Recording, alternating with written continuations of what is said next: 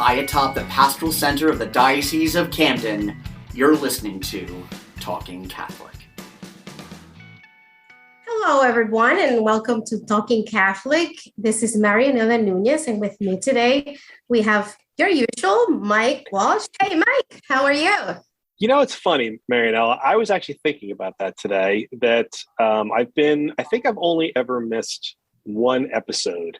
But Now that we're actually coming up, I think this is our fourth year. I think we started in 2017, so I think we're finishing off our fourth year or fifth year. I've lost track now. We're almost up to 300 episodes. I think 4 years, yeah. Yeah. And I've done almost every single one of those. I think I was laid up for one because I was ill. But, you know, going into the fourth year, I feel like I need to start getting comfortable with the idea of turning over the reins of the podcast to other people from time to time.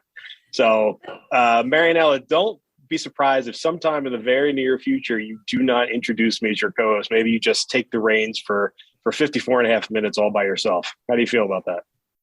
I think our public will be pleased. Oh my heavens. We finally got rid of Mike and suddenly the numbers spike. Okay. Mike, I do appreciate your really thoughtful questions. I think you have natural talent for this show. Well, it's the benefit of being a reporter for a long time.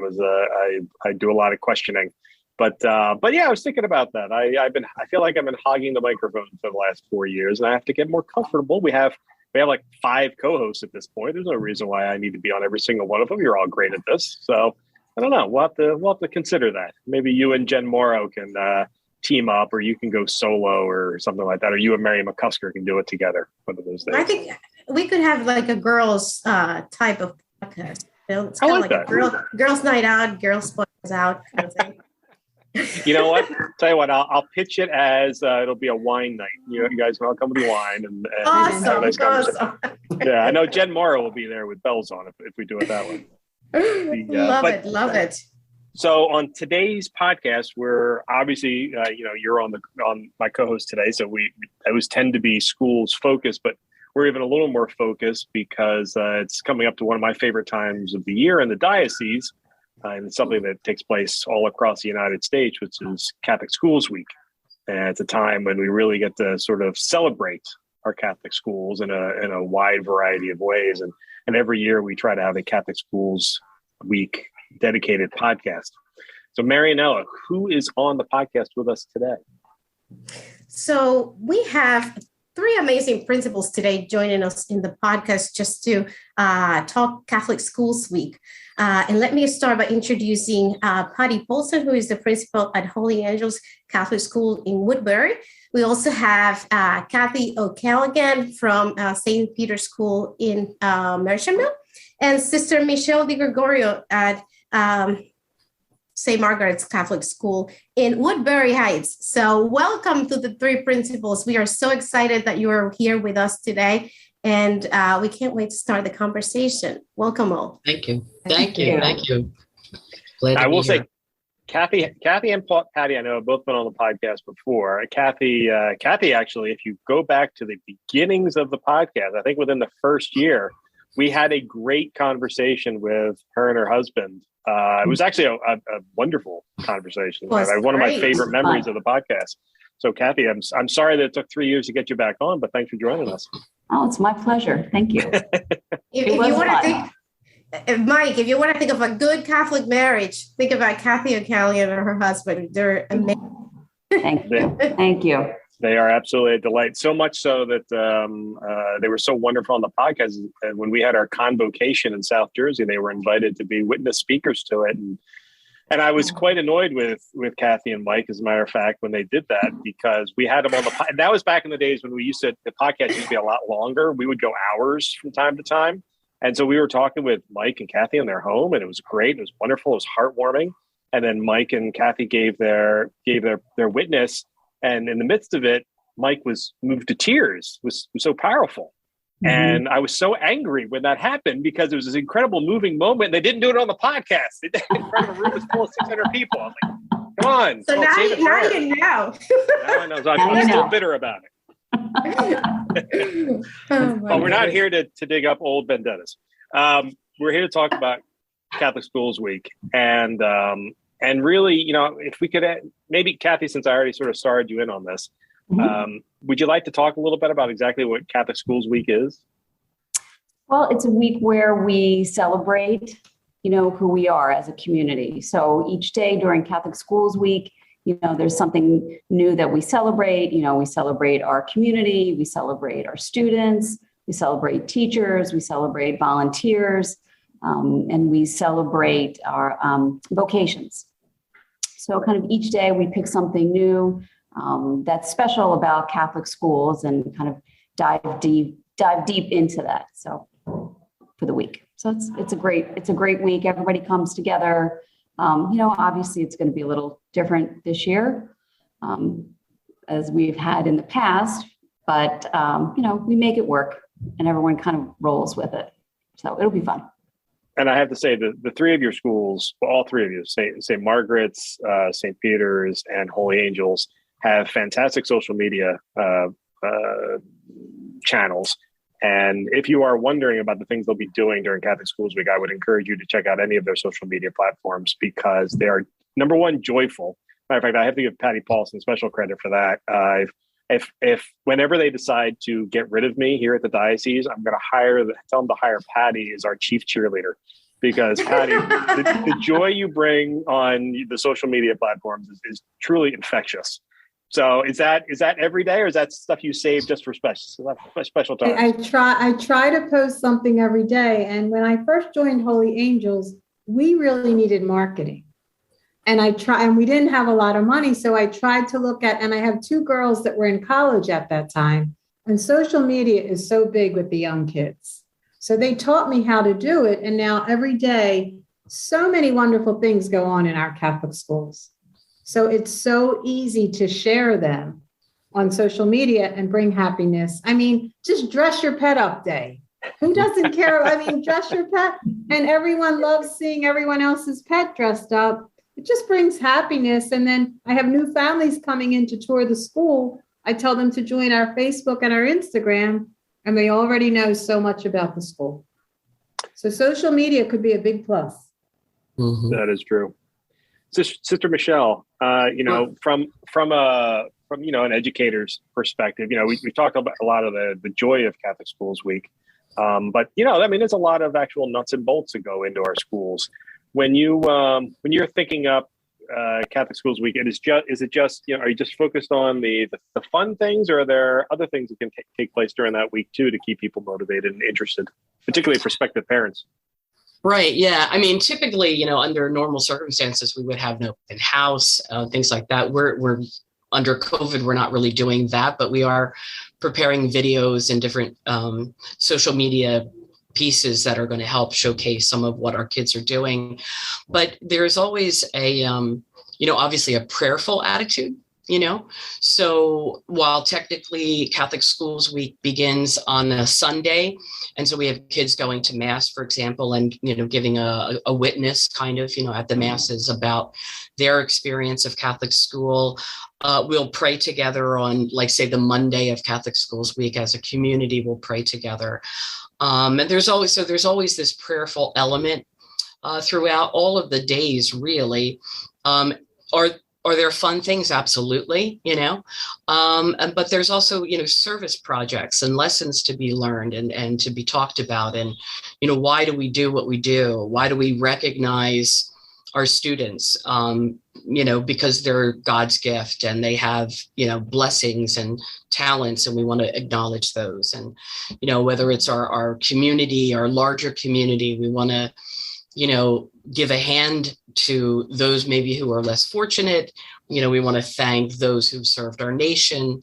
And we certainly want to give thanks to our teachers. And so while we have a lot of different fun activities planned, there's always that underlying piece, that says, we're here to, thank God, praise God for, the gift of all of these people and things that, that come together to help create the community of Catholic schools. So.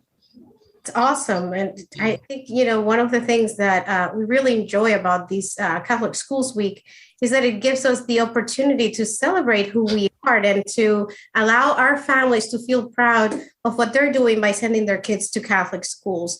A fun fact I have for our listeners is that Catholic Schools Week started since 1974, and it's been a national celebration for so long that, everybody who is part of a Catholic school community does look forward to the celebration, but also to the acknowledgement that Catholic education still exists and that we are here to stay and that we want to continue strong with the help of our parents and our students and our staff and all of those teachers that are kind of like with us because they have a vocation.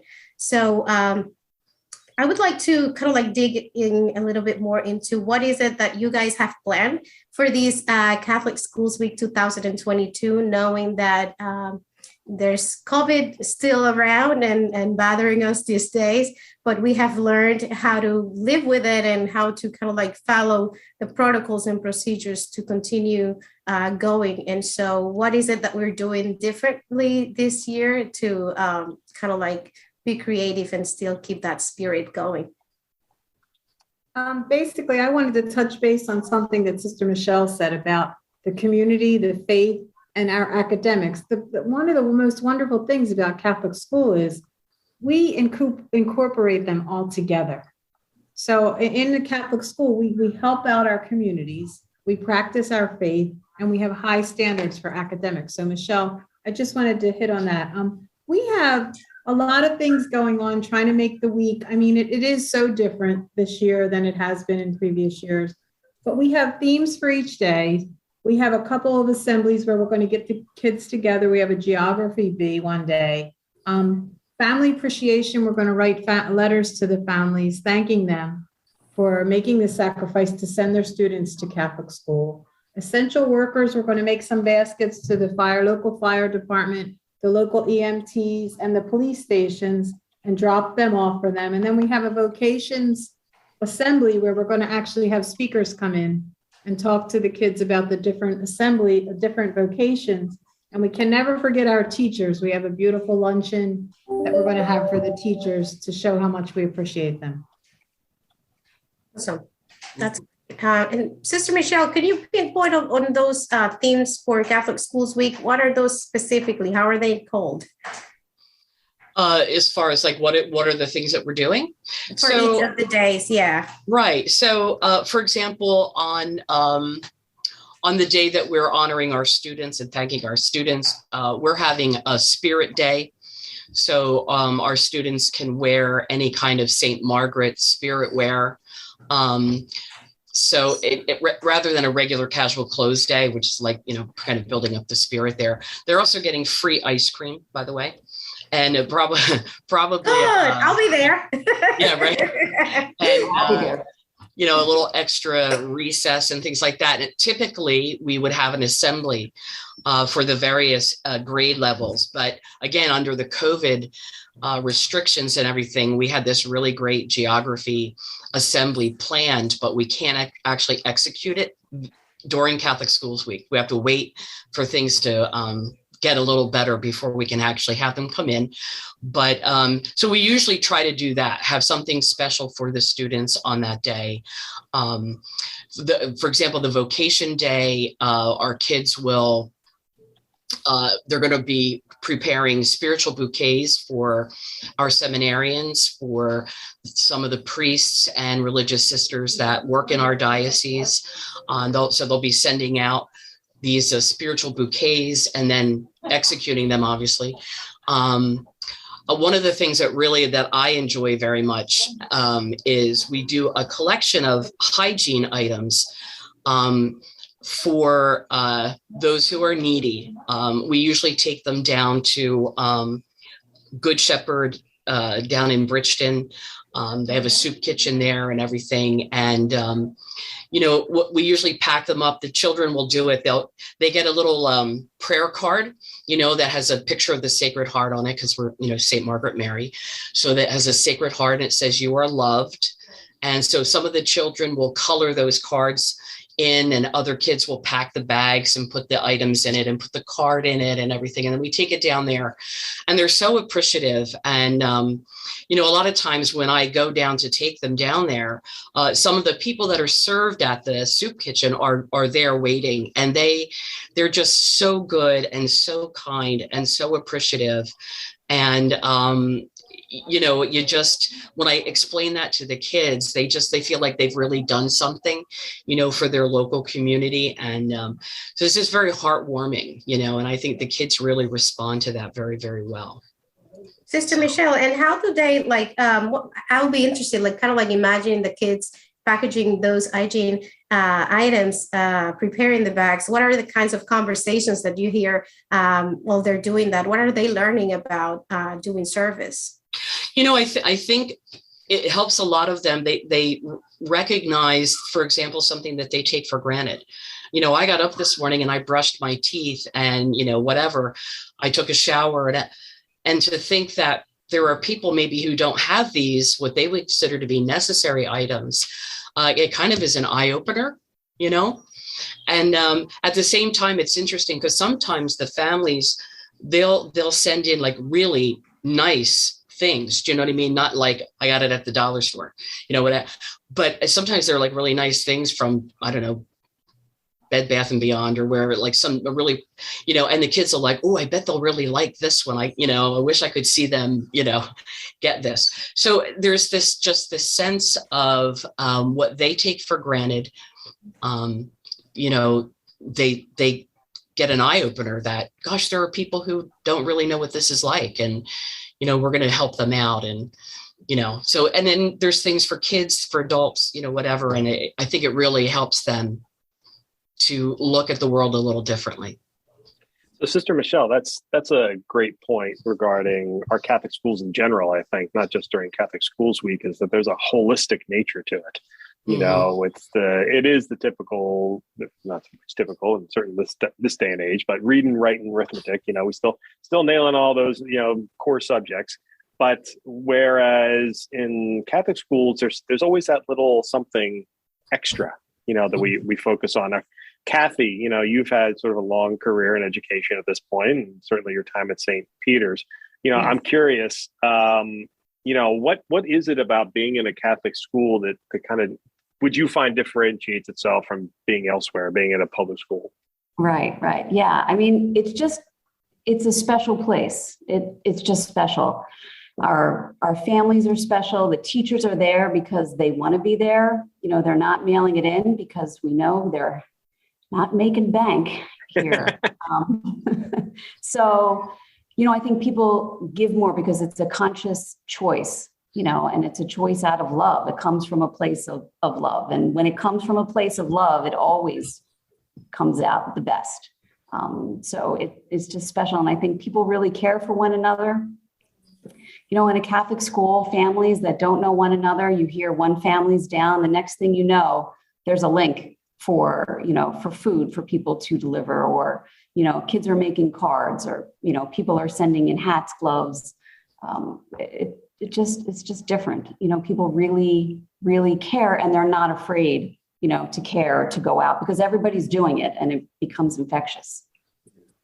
And Patty, I know at your school, you know, you've taken that sort of holistic approach to it, and being a Catholic in the community, you actually had an experience recently that I was very sad that I was not able to go to. You had invited the Star Herald to cover it, but you had a New Jersey Supreme Court justice visit the school, right? Yeah. So Father Byerly actually grew up with him. Oh, and he invited him to come, and he spoke during our Discover Catholic Schools Week. And he was Marinella, you were there. I was there. He was phenomenal. And what really got me was that he was nervous. I was so nervous to meet him. And he said, and I said, no, Rita. And he told us how his family was actually like royalty. And then when they had to leave their country and they came here, they were peasants. They were scrubbing floors and trying to make ends meet. So they went full circle. And his mom, I think she was at University of Pennsylvania. Was she Marinelle? Was she a professor there, or? I think that's what he said. And it was interesting, like how he described the 20 employees mansion where they lived, where they used to live. Yeah. due to the regimen, and came here to kind of like do what immigrants do. And one of the things that really got me from what he was saying was, come here and like do what you gotta do. Don't feel sorry for yourself. Right. And get to work. And then, the next thing, good things will happen. So that was what amazed me was he said they never lost their faith. Their faith was what had them come here, and they had nothing, but they believed in God and they prayed, and their faith got them through. And he went to Catholic school too, like while he was in Cuba. So that was kind of like one of the things that he mentioned a lot, that his Catholic education really took him places and really, kind of like made him the person who he is today. And he was very thankful for his parents that, kind of like allowed him to go to a Catholic school where that was kind of like not the thing, right? Right. But it was amazing. His story was amazing. And he was such a nice man. Yeah. So it's kind of like goes back to tying it in with like Catholic Schools Week and how it is an opportunity to reconnect with our families. How do you feel that the parents kind of like welcome this Catholic Schools Week, and what are they most excited about? Kathy. Kathy. What are they most excited about? I probably just being able to do anything. We've been, cooped up for so long. Even yesterday, we were supposed to have our Christmas concert, which was canceled in the beginning of December, and we were going to have it during Catholic Schools Week. Well, that's not happening either. So we're like, okay, we're just going to film it. We'll just have, bring the kids into church. We'll have them sing. And I said, we'll have a dress up day. Like, well, let's just see how this goes. So I said, okay, come in your Sunday best, your Christmas outfits, and, we're going to film this for your parents. And the kids went nuts. It was so great. The dresses, they went all out. They were completely decked out. Glitter. It was unbelievable. So glitter, a lot of glitter. I think people are just like so excited really for anything. They're just so appreciative that we're trying and, and doing things. So really anything I think we do, they're just, happy to participate. One of the things that each of you has sort of touched on is the spiritual nature of the schools, and the three of you are you each have schools that your campus is on the same campus as the parish church. Now, for me, where I grew up, I went to St. Michael's back when it was called St. Catherine's in Clayton, and the church was at the end of the block. And my favorite thing was to on First Fridays walking to church for mass. And as back in the days pre-COVID, of course, when each section of the church was filled in with a particular class, and my favorite thing was the next year moving up a little closer or a little further back. I forget which way it was, but moving up to the next section. It was my favorite part. And then when we were in 8th grade, we moved all the way to the back, where we figured we would all be able to get away with everything, and that never once happened. The sisters wouldn't allow it. But is it something that's particularly special, knowing that you have access to the church and the spirituality and the pastor and priests at your church? Is that something that maybe makes it a little easier to remind the kids all the time that ours is a spiritual nature? What about you, Patty? We are so blessed because we have a 9:00 mass daily. So at any time, a class could walk over and go to 9:00 mass. But on Fridays, the priests actually do a 10:30 mass just for the school. Oh. So we're blessed here. We have fabulous priests, and I love going to mass with. That was when my kids were in school, and when I was a little girl in Catholic school, going to mass as a group was my favorite part of Catholic school. And now as a principal, to bring them to school, and we've actually gotten our choir back singing. So we go to mass, we spread out, we have our choir, and the homilies are so rich.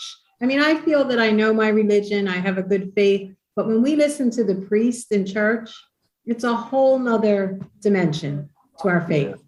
So What a we're really beautiful, blessed here. it's a beautiful witness, right? It's a beautiful witness to see, for the older generation, to see all those kids in mass and praying so beautifully and, paying attention and really, listening to the homily and being so reverent and prayerful. It's just, it's a beautiful witness. Yeah. My heart swells every time we go to mass together. Yeah, like Patty, and we at St. Margaret's, and we have an 8:30 mass, and every Tuesday, Thursday, there is a grade level that's assigned to go to mass. They prepare the readings and so forth, and then every first Friday, again, we're St. Margaret Mary, Alacoque, so every first Friday for the First Friday Sacred Heart devotion, we go as a school. Now this year, half the school goes in person into the church and the other half watches it live streamed, and we switch from month to month, but because we can't distance otherwise, because we fill up the church basically. But I think it's really, really important that the children get to go to mass, get to learn how liturgy is done, do the readings, scripture, they write the general intercessions, they write maybe if there's a feast of some sort, they write the introduction. One of the things that I think is really very inspiring, I think, for us right now at St. Margaret's, we've always had really excellent priests and deacons, but right now we have both our pastor and our associate pastor are immigrants. Our pastor is Father Joe Pham, who's from Vietnam, and our associate is Father Al, who's from Uganda. And it's interesting how the kids, first of all, they see the universality of the church. They probably can't put that word to it, but that's what they're seeing. They're seeing these people from other places in the world who are faith-filled, who are our spiritual leaders. And they really pay attention to the homily because they're trying to hear, and understand with Father's accent or whatever. And I think it brings that, that sense of the universality of the church and the sharing of the faith that we have, not just with our local community, but a little bit broader, a little bit more global. So I think that's a piece that we're really blessed to have right now. Amazing. Like I can kind of connect with that as I think of kind of like my own family being part of Catholic school and how that really allows children to learn about, how to behave properly in church, how to kind of understand what's going on, because you take the time to explain what the priest is doing during kind of the school day. And then when they go to mass, they get to see what it's like in real life to do it. And then when they go to mass with their parents, sometimes they can come up to you and say, oh, I know what's happening. And there's no better feeling, because I think, if you are in a Catholic school, you may take that for granted as, they're learning and all, but then, you connect with other families that may not be having the same experience. And kids are asking questions and how do you know that? And I actually interviewed a family recently, and one of the things they mentioned was my kids get questions all the time about where did they learn all that about God and all of the things that they know.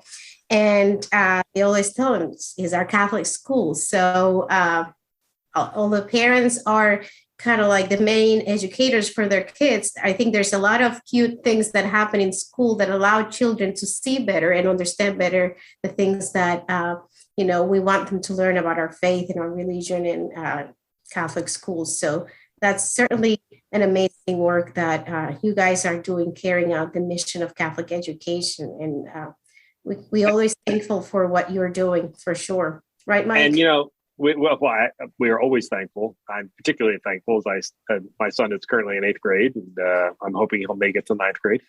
He will. He's actually doing very good. As a matter of fact, in this time of COVID, I know I've talked about it on many episodes. The COVID bug had finally hit my house. So Jack was felled at Friday or Saturday. We're fairly certain he got it from the Boy Scouts. He had a Boy Scouts event with minimal masking, and we're pretty sure that that's where it came from, because at his school, I will say, to all of your credit, they've been doing a great job of making sure that all the policies and procedures are followed, but it snuck in. Omicron snuck in. So my wife and I happily have tested negative rather, but good times. Anyway, one thing I wanted to mention though was going back to Sister Michelle. So we've been talking about some of the spirituality and how it's nice that the priests and the pastors are so nearby. In your case, Sister Michelle, it's also wonderful to see a woman religious in the schools. I'm fortunate that my son's school, it was Dominicans when I was at that school, and he now has Franciscans there now.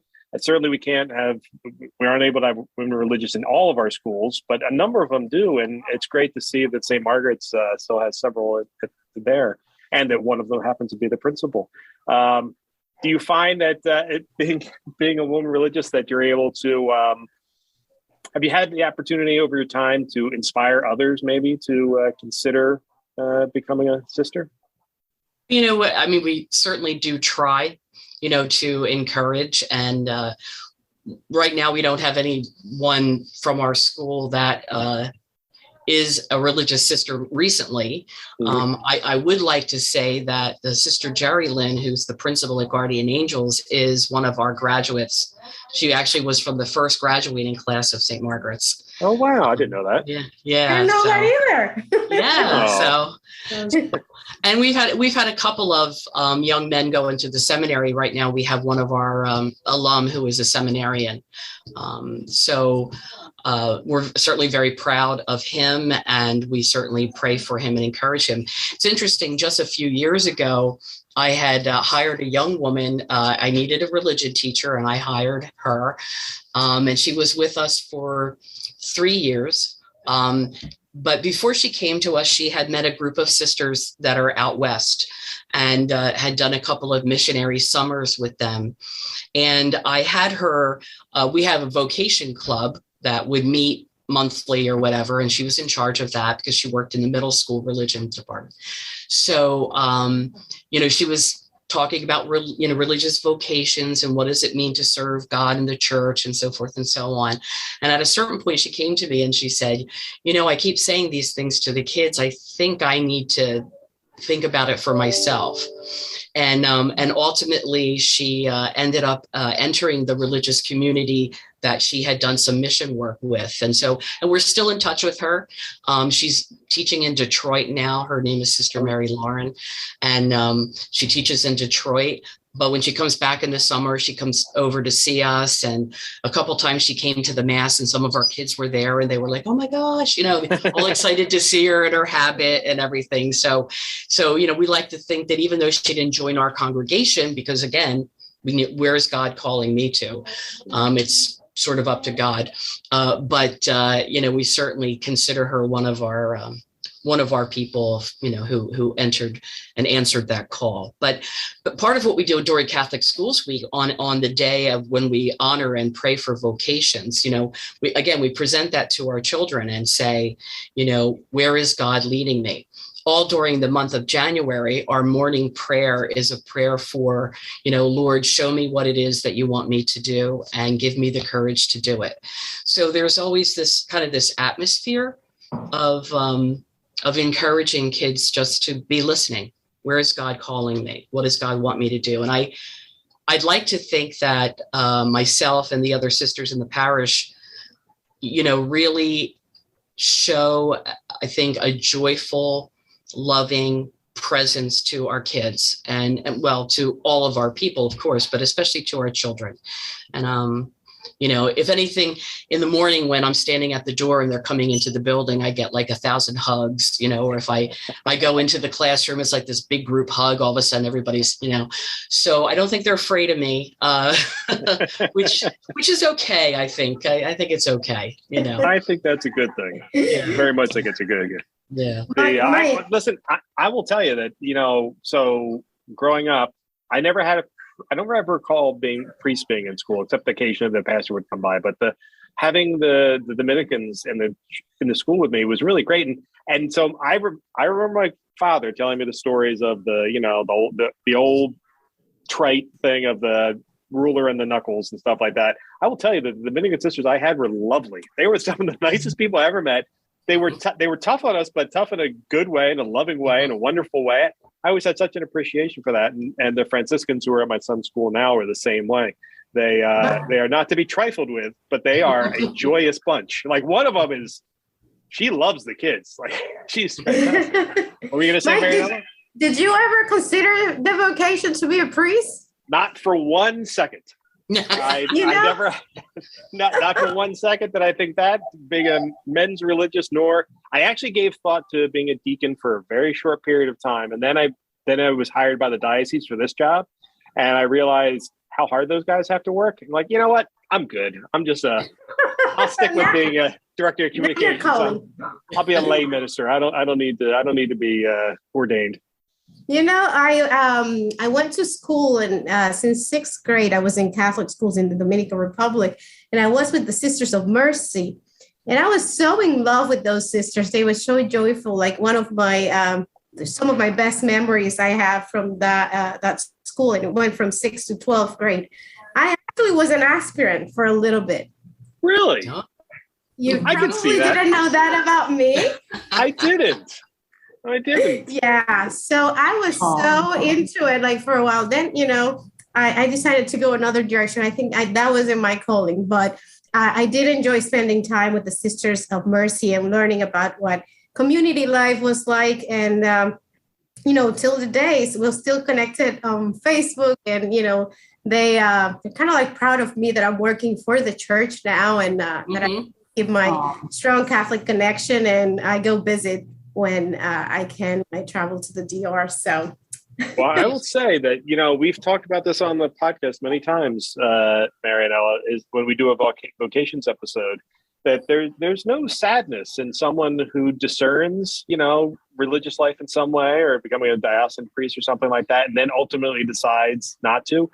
Our current vocations director and his predecessor, Father Romano, always say the exact same thing. We may lose a priest, but we tend to gain a fine Catholic gentleman. And so many of I've actually seen so many of our former seminarians out and about, and they're now working in churches and things like that. And it's a wonderful thing. So the discernment process, much like you have proven, Marianella, is important. You go through the process, and if you decide that you want to go for it, that's great. We get a sister or a father out of it. And if you don't, we get a wonderful example of a Christian lay woman like yourself, Marianella. Thank you. That's so nice, Mike. And, you know, just to what you're saying about, you know, discerning, we, during the vocations day for the students during the Catholic Schools Week, we also talk a lot about what is your vocation in general, like not only to the religious life or to the priesthood, but what is God calling you to be? And it is such a fun time. I've seen schools doing career days, and they bring people in their fields, and some kids like have a dress up like you would like to be day, and they have fun with that. And I actually, you know, have seen a lot of kids interpreting those roles like really deeply, Mike.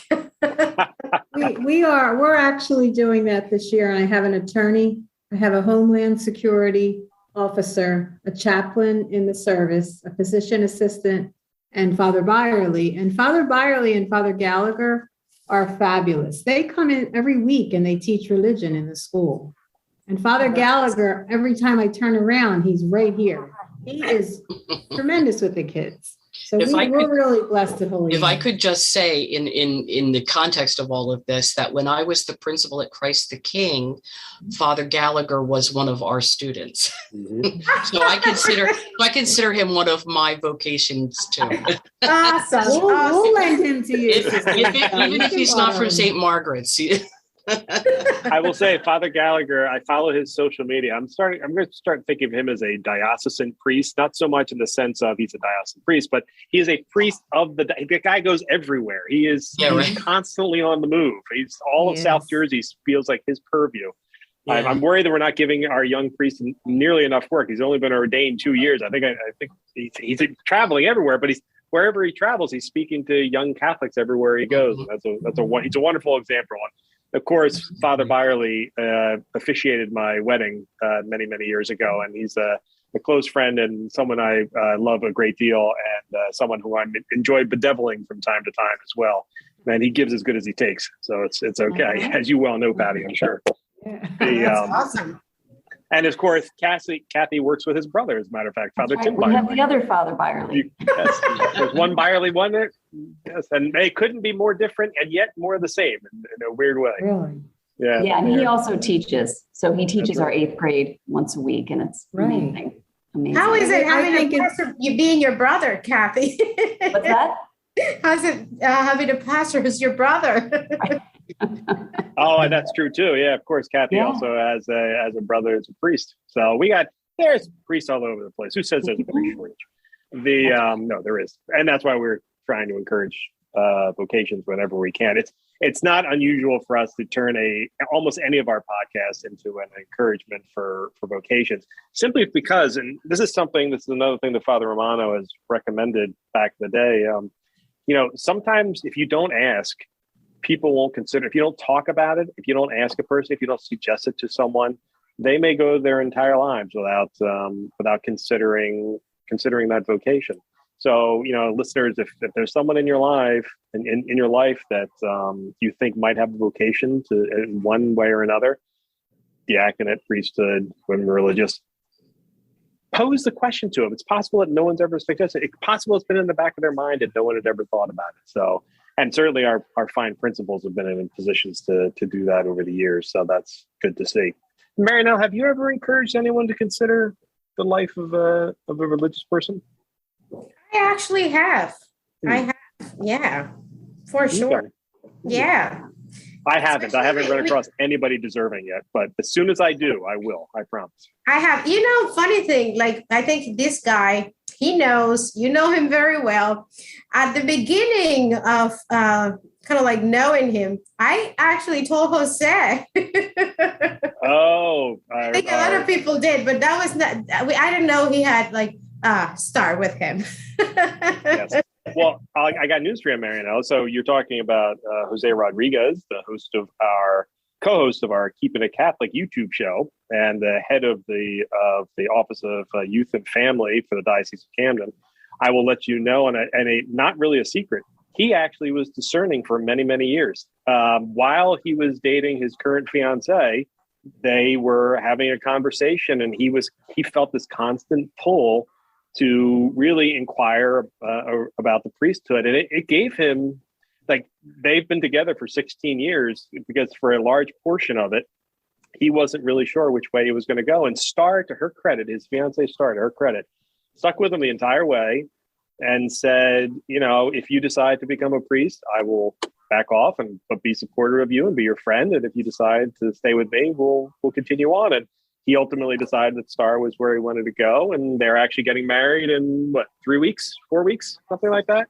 So congratulations to them. Yeah, I know, but that's awesome. But that's why you asked the question. But I will tell you, it really made him think when people would come up and ask him about that. So it's a worthwhile thing. Now, sort of dovetailing that into our conversation about Catholic Schools Week, one thing I was wondering is, when we've been talking about how to encourage people to vocations. Now we'll talk about how to encourage people to Catholic schools. When you get a parent off the streets, let's say, who is inquiring about your school, like what's the first thing you'll talk with them about? Let's start with you, Patty. So basically, I had a family this morning, and they come into the office, and the first thing I tell them is how we are a family. And we take care of each other. And when your child walks in the building in the morning, everyone knows their name. They know grandma, they know what's going on. So we basically talk about our faith, our academics, and I give them a tour, and then we just come and we sit in the office and we talk. And most of the people are very comfortable. They feel, I know the first day that I walked into this building, I feel like I went back in time. And I think that our families need to realize everything is so fast paced today and so complex that if we slow down and we relax, and then the kids feel safe, they're happy, and then they can learn. So, I mean, I really think that we need to get back to basics and put our faith first. How about you, Kathy? I get that a lot too. Like the parents will come in and like, this reminds me of the Catholic school that I went to as a child. We get that a lot. And same thing, we talk about faith, we're not afraid to talk about God. This is what we do. God is in every classroom and in every, situation all day, every day. And we're proud that we're able to do it and that we're all embracing that. And same thing, academics and community. It's a nice community feel where people really look out for each other and are supportive, and our teachers are caring. The second your child does not turn in an assignment, you'll know. We're right on it because we want everyone to succeed. This is a place where everyone is respected, and we want everyone to succeed and do well. Mm-hmm. Sister Michelle, in your case, what about when you see, sadly, to a point, I guess, Catholic schools are not free. When a parent sort of presents that they'd really love to send their student there, but is it really worth the value over an elementary school where they can send their kid for free? What do you tell a parent that it's sort of on the fence like that? Yeah, certainly we're going to talk about the things that Patty and Kathy just said, that we want to listen to them. We want to, welcome them as a family, as people. They're not numbers. We want to know who they are. We want to know how can we help you educate your child, that this is a team effort together. And, if they say to us, gee, I have a lot of concerns about, the financial piece of it. We talk about the fact that we do offer financial assistance in a few different ways that we can do that. And, a lot of times, I've had families where they say, well, I don't know if I can afford this, or I don't know if I can afford that. And sometimes I find myself saying, look, you know what, apply for a tuition assistance. I'm pretty sure you'll get something, we'll help you out. And I've had times where I've had a family who says, okay, I know I can do the tuition, we're grateful for the assistance. I can't afford the uniform. Well, we have a uniform exchange, where we have nice, gently used uniforms. Or I have a couple of, people who say to me, sister, if you have a student that needs something, let me know and I'll be happy to help out. So I have some benefactors, kind of tucked away that, they're willing to do whatever to help other kids, have an opportunity for Catholic schools. So, we try and do whatever we can do, to get them to come in and be a part of the community, hook them up with another family maybe that lives nearby, whatever needs to be done, we'll try to do for them. Marianella, you are, for anyone who doesn't know, for any of our listeners who don't realize it, Marianella happens to be the director of enrollment for the Diocese of Camden. So this is right up her alley. I guess I have two questions for you, even though you're my co-host. The one is, how do you encourage people to consider Catholic education? And two, how is our enrollment doing right now? So I am very happy to say that we are in the peak of our re-registration season right now. During Catholic Schools Week, a lot of schools start, but this year we decided to go in a different direction and start a little earlier. There's been schools that have done that traditionally, like Sister Michelle's school has been doing early re-registration for a while now. But a couple of more schools started to do that this year since November during Discover Catholic Schools Week. And I'm very proud to say that the re-registration is, going up from what it was last year because they started early. And at this point, some schools are just recruiting new students because the re-registration is almost done 100%. So wow. I'm very proud of the schools that took on that advice. And I know that there's some that are doing it now, but that are considering to change that for next year. So it is a good thing. And I think Kathy O'Callaghan mentioned something about how parents say when they go and visit that they feel they've back in the times and when they go into the Catholic school building. But I do want to say something about the fact that even though the building looks the same, a lot of the traditional education is the same, there's been a lot that has changed. in Catholic schools. Our love, our faith, and the way we do things, maybe not so much, but the curriculum is kind of like up to speed with what, the state standards are. And we are up to date with technology too, which people are confused about. Our Catholic schools being kind of like an old time building where there's no much technology. Now I have to say that the way we use technology might be different than what other schools are doing, because we see technology as an aid for instruction and not, as the thing for instruction. So, a lot of parents are very happy to hear that, because they do want to have children that are able and capable of, dealing with technology and learning new things, learn coding, learn how to turn on a computer and do a lot of things on the computer. And we are up to date with that, I think. But certainly, I tell parents a lot about the value of having God as the center of our schools, which is our main mission. And this is why we exist.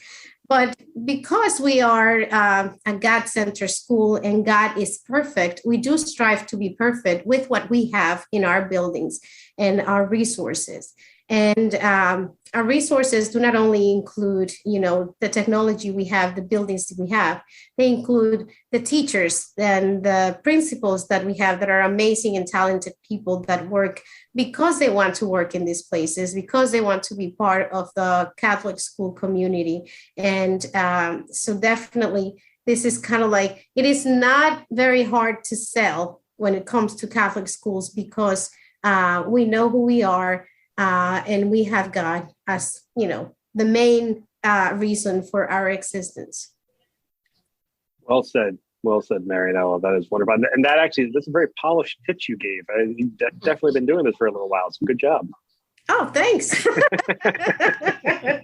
He didn't tell me he was going to do this, people. So I'm just saying. Hey, I try to ask people those nice softball questions that I know they can hit out of the park. So good job there, Marianella. One more question for you, with the idea of the schools department and Catholic Schools Week. I'm going to assume that the schools department will be all over creation during Catholic Schools Week.